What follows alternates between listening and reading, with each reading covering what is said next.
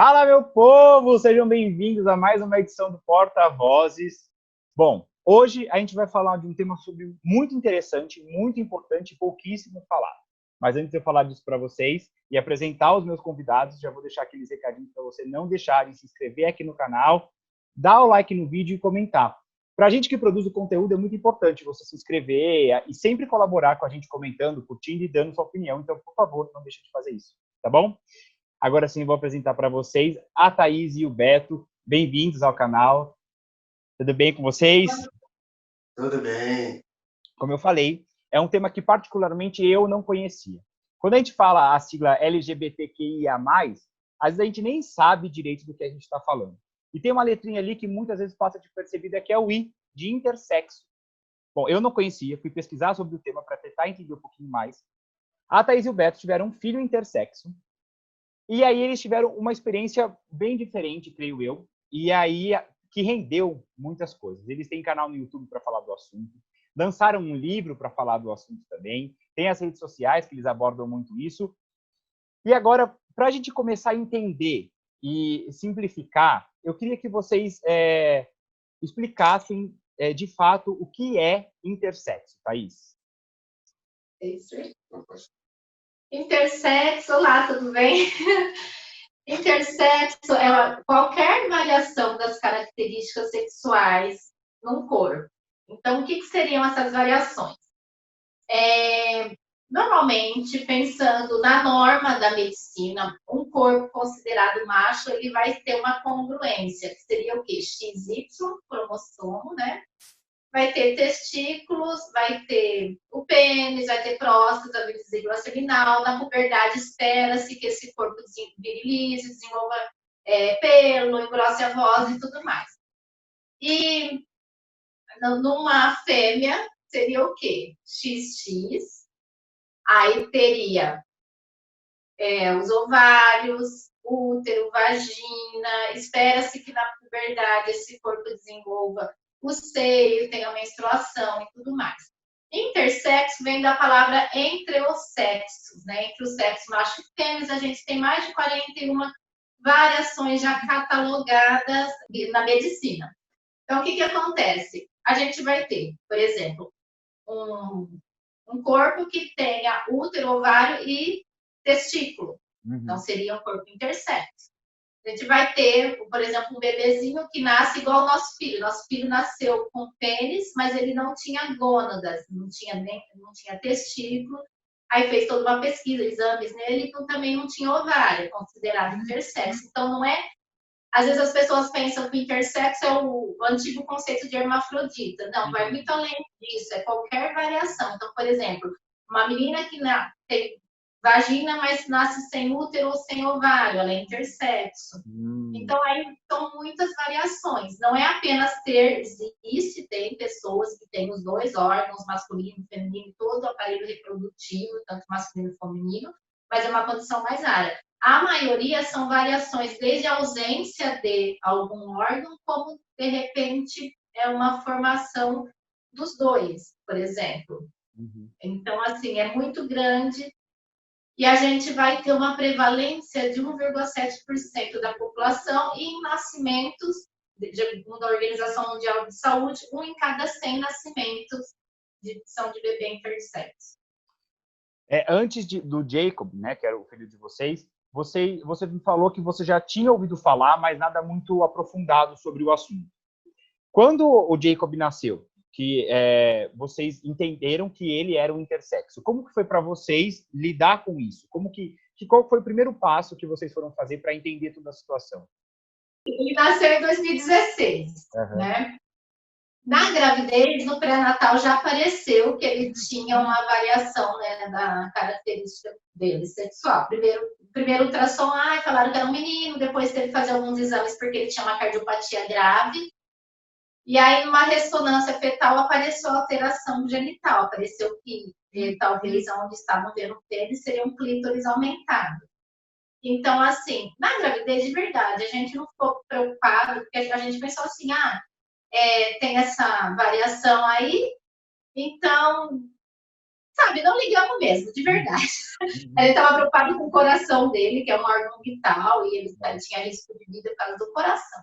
Então, e assim, os médicos lá estavam mais preocupados com a genitália do que o coração dele. Que era o que era mais, que estava mais em risco, né? Mais preocupado, né? Que vocês ficavam mais preocupados, porque era a vida dele. Sim, mas não estava se importando com o que ele seria, entendeu? A gente estava mais preocupado com o coração dele. Sim. Era mais assim, sabe? Aí a gente pensou assim, como a gente já tinha proximidade, a gente já estava sempre no ambiente LGBT, até então não conhecia o I. E o meu mestrado foi na área de sexualidade, gênero. Eu pensei assim, então tá, ele eu entendi ele como não binário. Um corpo não binário, não um gênero não binário. E aí, para nós, tranquilo. Só que quando ele nasceu, a gente se deu conta do quanto a sociedade não aceitava. Então, se tornou um problema quando ele sai da barriga e começa a ser inserido nessa sociedade e não pode ser inserido, porque ele não pode ser registrado, ficou sem registro, sem certidão de nascimento. Por ser intersexo, ele não pôde ser registrado, porque teoricamente não era nem masculino nem feminino. Aí não pôde ser registrado. E aí foi quando a gente descobriu o termo intersexo. Porque, assim, no hospital falaram que não podia entregar a declaração de nascido vivo, porque ele tinha que fazer exames para ver se era masculino ou feminino, que não iam registrar no cartão. O próprio hospital não entregou a certidão de... Isso é uma prática até hoje. E, tipo assim, eles não queriam entregar, né? Aí, o que acontece? A Thaís exigiu, falou, só sai daqui com algum papel escrito, porque a gente não tinha nada que comprovar que ele era nosso filho, né? Então, teoricamente, só pode sair do hospital, isso eu também não sabia, só pode sair do hospital se é categoria, tipo, ok, mas homem ou mulher, se intersexo, daí teoricamente não pode entregar. Os pais têm que definir o que vai ser o filho. Na verdade, quem define são os médicos. São os médicos, né? Eles não são os pais. Não são os pais, né? E aí acontecia o quê? Uma equipe médica falava de fazer uma vagina nele para educar nele como menina, e a outra equipe falava para deixar como era, por qualquer sexo, e porque depois voltava com 20 anos querendo mudar, reverter a cirurgia e não tinha como. Aí pesquisei na maternidade ainda, um monte de pesquisa no Google, vi que tinha um monte de criança, que chegava a 5 anos de vida sem registro. Falei com o advogado, com o promotor, aí ninguém sabia nada sobre isso. Mas aí eu exigi, né, do hospital uma declaração que meu filho nasceu, porque eu pensava, eu estou andando, ele não existe, e aí? Como que eu vou provar que é meu filho? Quando eu fui pesquisar sobre o assunto, eu encontrei uma página que fala que a maior luta dos ativistas que falam sobre o assunto intersexo é, na verdade, para não precisar fazer a definição, de não precisar operar. Deixa a criança se desenvolver, deixa virar um adulto e ele decidir o que ele quer ser. Se ele quiser ir para algum lado especificamente, não, acho que de fato sou uma mulher, de fato sou um homem, não, de fato sou eu, intersexo e acabou. Então, essa é a principal causa da luta para a normalização e para não definição assim que nasce a criança? São duas pautas principais na luta intersexo.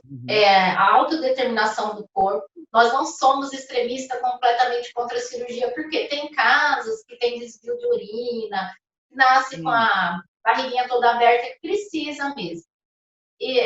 Então, assim, nós somos contra a cirurgia plástica. Um molde, uma amputação, uma mutilação nos bebês que é irreversível. Então, por exemplo, esperar que aquela criança cresça, que ela fale por ela mesma, que ela expresse o que ela quer com o corpo dela, porque o corpo é dela.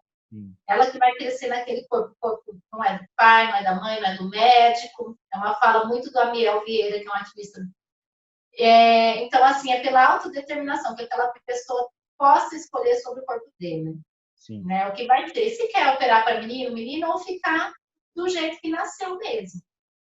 E a questão do registro, que a lei de 2012, que na verdade é uma normatização sobre o preenchimento das declarações de nascido vivo, seja preenchida da forma correta. Apenas o bebê nascer, ao invés de pôr masculino ou feminino, eu ponho o sexo real dele, que seria no Brasil ignorado. A Alemanha já registra intersexo. e essa pessoa não tem os direitos civis, né, como cartão SUS, convênio médico, licença maternidade, violado, ele tem o direito a uma identidade. Então, são essas duas coisas.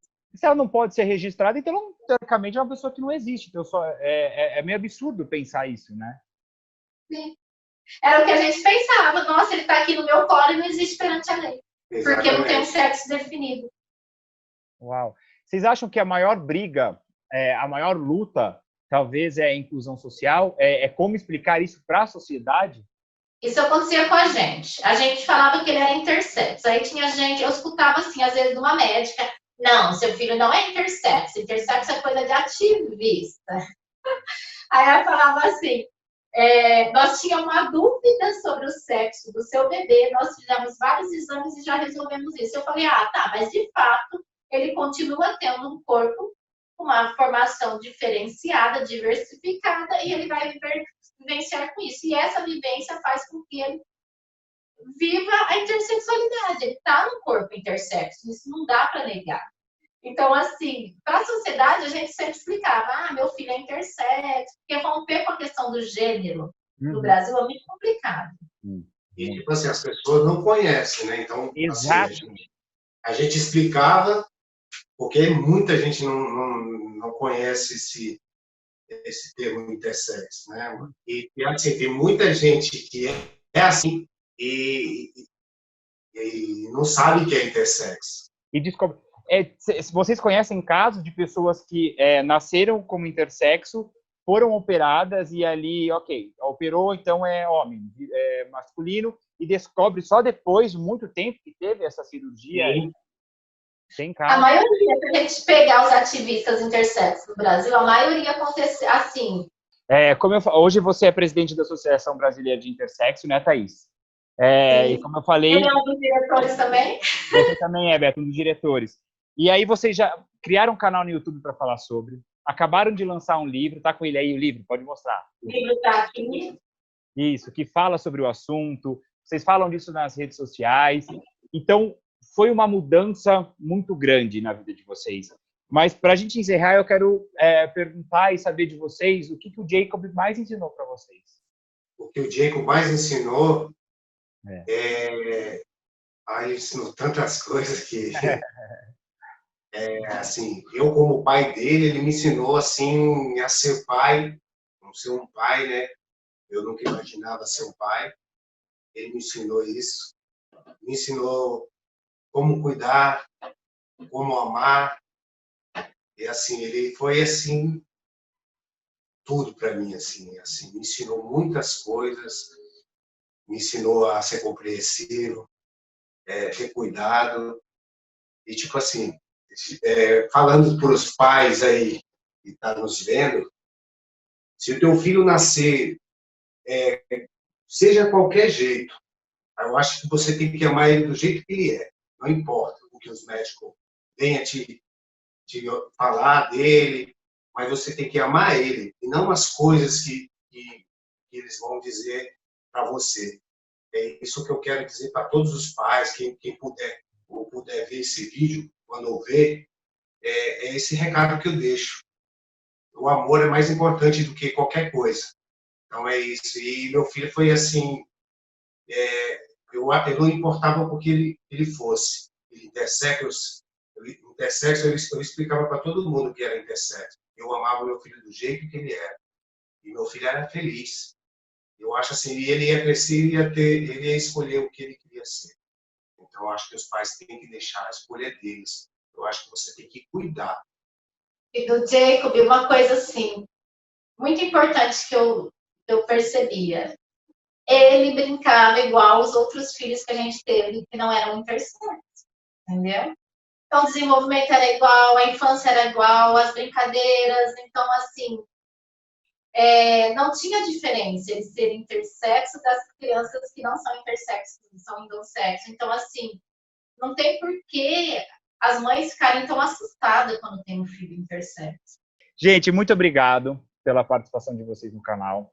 Foi incrível poder entender um pouquinho mais sobre o assunto, um assunto que precisa ser falado e que a gente não vê falando por aí. Espero que a gente consiga abrir muitas portas para falar sobre isso, que as pessoas entendam o que é intersexo e a normalidade de ser intersexo. O Jacob, com certeza, deixou um legado gigantesco. Eu estou emocionado, eu estou segurando aqui para não chorar. Parabéns pela história de vocês, pela trajetória, pela luta que vocês abraçaram. Espero que vocês saibam que isso, com certeza, vai fazer diferença na vida de muitas pessoas. Assim, a gente que agradece essa oportunidade. Muito obrigada. Muito obrigado mesmo. De levar a pauta, né, no seu canal. Exatamente. E quem quiser nos conhecer, Thaís e Beto lá, tá lá no nosso canal. Eu vou deixar aqui na descrição do vídeo todas as redes sociais, tudo. E o livro está na Amazon ou direto com a gente nas redes sociais também?